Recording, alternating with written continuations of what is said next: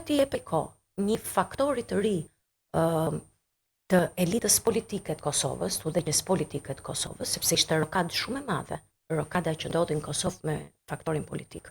Duhet t'i jepej kohë për të natyrisht për të stabilizuar dhe për të maturuar. Kjo nuk shkon sepse unë dëshiroj të mbështes njërën pajti ndaj një partie tjetër.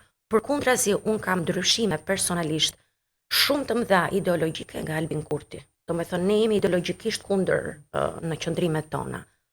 Por, gjithsesi, Zoti Kurti arrin që në fund fare të ofroj një lloj paqeje në përgjithësi dhe këtë shihni një sistem zgjedhor që gati pamundson fitoren e një individi apo një force politike dhe jo vetëm kaq, por të prodhoj zgjedhje të cilat nuk janë parë në Ballkan për shumë vitesh.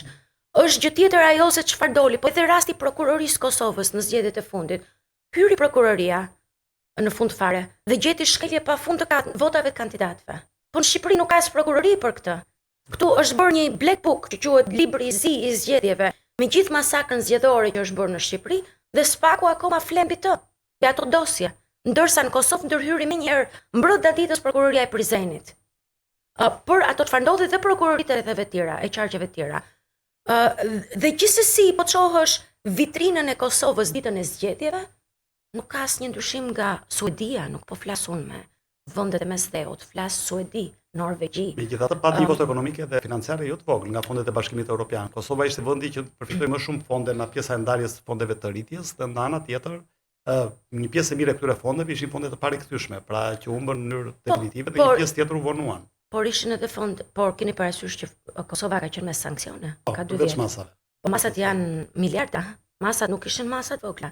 Masat ishin në aspektin ekonomik, kanë bërë dëm Kosovës sepse ndërpren shumë projekte. Dhe kjo ndodhi në të njëjtën kohë kur administrata Trump ndërpreu projektet u ndërprei ajo linja USAID, së cila doja kishte menaxhuar krizat në përbot, por që s'kishte bërë gjë tjetër vetëm të rigjeneronte para për një grup, për një elitë të caktuar pseudoliberale, dhe kjo ndërpreu dhe kjo në Kosovë. Dhe Kosova varej shumë nga projektet të këtij lloji dhe fondet të këtij lloji. Gjithë këto vite Kosova pas luftës është varur nga këto. Madje po të diskutoni sot për sot në Kosovë në lidhje me mbylljen e USAID-s, të fondeve të Shtetit Bashkuar të Amerikës nëpërmjet USAID-it, shqiptarët e Kosovës do thonë që ata s'kan parë kurrë asgjë të keq nga USAID-i, sepse ata shohin të përditshmën e tyre. Ato nuk shohin atë global picture se çfarë mund të bërë USAID për amerikanët, që janë $1.000 të taksa paguesve amerikanë. Pra duhet të them që Kosova është rritur me këto lloj fondesh dhe pavarësisht sanksioneve, përsëri arriti ta menaxhojë veten e vet. Sot ne kemi një krizë të re, është kriza e presidentit. Por edhe kjo krizë presidenti funksionon sepse atje funksionon një shtet. Dhe funksionon më tepër shteti i Kosovës se sa funksionon sot shteti i Shqipërisë.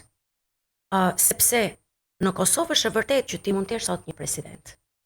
Mund të kesh shkuar dhe takuar edhe Donald Trump në mënyrë publike. Po kjo nuk përbën asgjë për faktorin e brendshëm të Kosovës. Nuk do të thotë që ndikimi ndërkombëtar që ti ke të ndikojë në faktorin e brendshëm politik të Kosovës.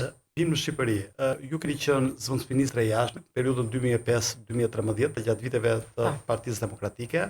Ishit ndër të rikthyera pjesë e kopit, që dha natyrisht një imazh dhe një impuls shumë të fuqishëm jetës publike e politike në Shqipëri, dhe keni qenë zëvendësministre e cila mbulonte organizatat ndërkombëtare, mbulonte integrimin evropian, pra dikaster edhe NATO-n, natyrisht dhe rajonin. Mund të na thoni shkurtimisht se çfarë ishin sfidat kryesore të politikës së jashtme sigurisë gjatë asaj periudhe dhe si kanë ndryshuar ato në raport me të tashmen. I referojmë këtu Ballkanit të hapur apo iniciativateve tjera të qeverisë Rama. Gjoni, ne kishim disa piketa si qeveri. Piketa kryesore ishte marrëveshja stabilizim asociimi. Por mendoj që kryesorja ishte NATO, antarësimi i Shqipërisë në NATO. Duke qenë se ishim në Partnership for Peace, do duhej patjetër që të rrisnim angazhimin tonë për të bërë antar të NATO-s në kohën kur NATO ishte hapur për fonde të tjera në Ballkan, sepse kjo ka rëndësi, duhet çohësh kohën kur janë të hapura këto organizma. Dhe treta natyrisht ishte sfida kryesore për mua, që ishte sfidë kombëtare, ishte Kosova.